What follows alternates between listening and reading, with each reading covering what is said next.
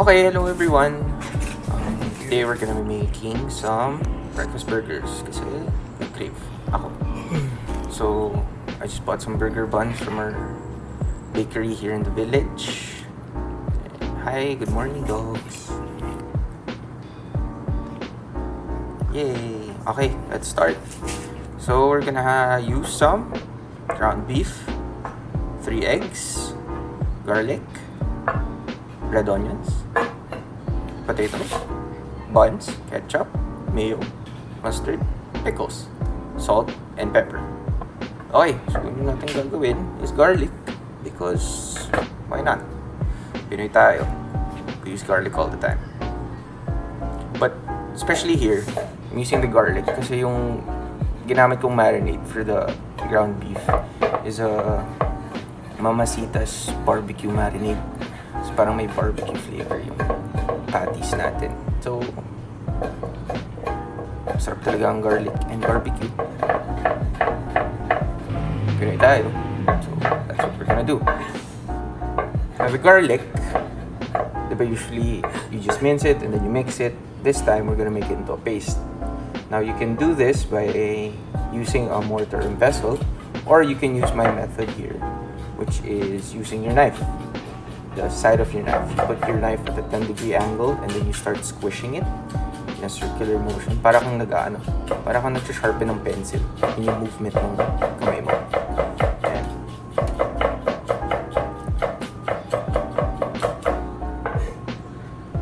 Done. Paste. Okay, so we're just gonna mix it into the ground beef para lang ma-incorporate yung flavor ng garlic and ma-amplify yung flavor ng barbecue marinade natin, and add some pepper to season your beef. Then leave it in the ref first. Okay, so red onions. Again, we're just gonna mince this. And then we're gonna mix it in with the shredded potatoes later. Yung shredded potatoes na ginawa ko, I just used the grater, but you can chop it up if you don't have one. Parang ganyan lang rin. Okay. So we're gonna mix it. And then we're also gonna season it with some salt and pepper. Yan. And then after we mix it, konting mix lang, sobrang bilis. Just set it aside first in the freezer or just outside on your table. So we're gonna make the sauce now.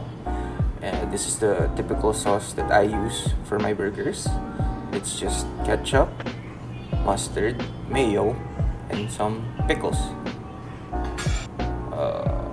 Pickles is controversial to some, but I like pickles in mine. You can just take it out if you don't want pickles in yours.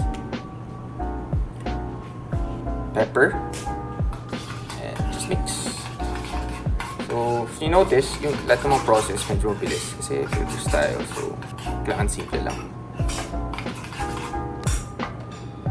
Taste, and then adjust if you need to. Okay, so we're gonna make the patties now. I'm using about 50-55 grams per patty kasi ang gagawin natin mamaya is kind of like a smash burger. So what that means is that when you put the patty on the grill or the pan or the griddle, you smash it with your spatula so it flattens out para mas mabilis siya mag-cook and it forms like a even crust. So I set that aside in the freezer naman. Now the hash browns, I put some flour para dumikit-dikit yung mga potatoes together so that you can form it into like a patty.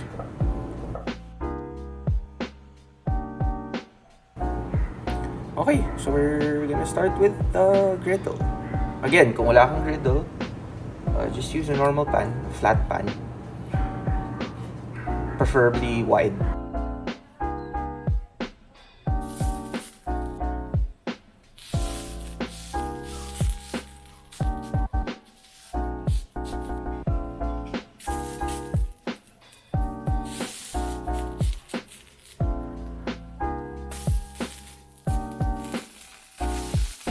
Eh, mamaya rin yung eggs. Kasi gagawa tayo ng scrambled eggs for this breakfast burger. Kasi what breakfast burger doesn't have eggs? Okay, so yung hash browns, you just cook them 2 minutes per side or until they become a golden brown color. They reach a golden brown color. Yan. Para ganun. Yung dalawa sa taas. Season. Pag malapit na siya matapos.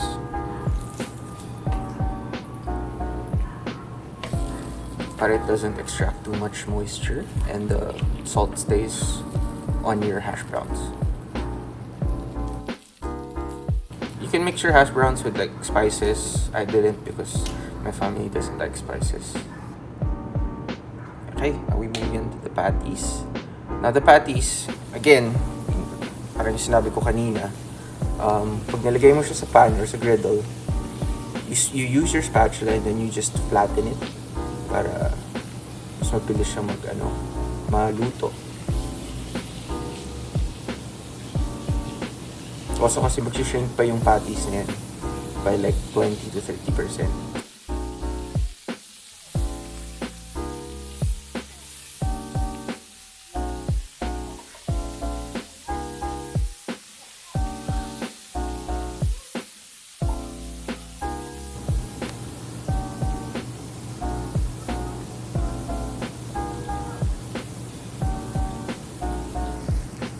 Okay. So the buns, obviously, we're gonna toast it as well. You don't need to if you don't want to, pero sarap siya. And the buns don't get as soggy kasi nga you already have that crust when you put in your sauce. Okay, here, just a normal scrambled egg seasoned with some salt.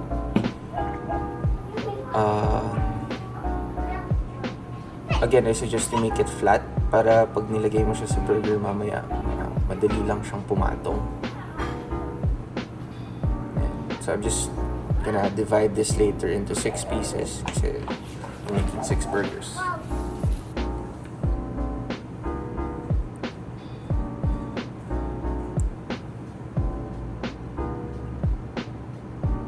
Okay, time to assemble. So first, you go in with the sauce. I always like to put my sauce sa base kasi para hindi mag-slide yung ibang mga components. Like if you put the burger patty first and then you put the sauce, yung mga lalagay mo sa taas ng yung patty na yun, magsa-slide off. So I like to put the sauce at the pinaka-bottom and then go in the patties.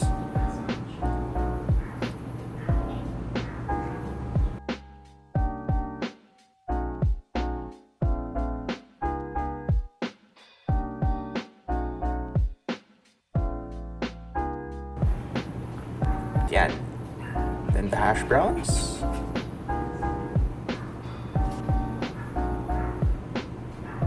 And then we put in the egg.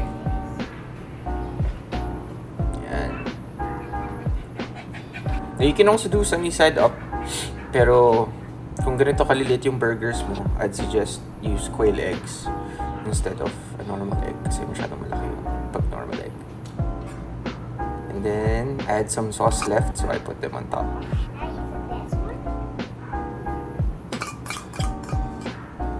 Again, para mag-stick naman yung top bun dun sa burger mismo.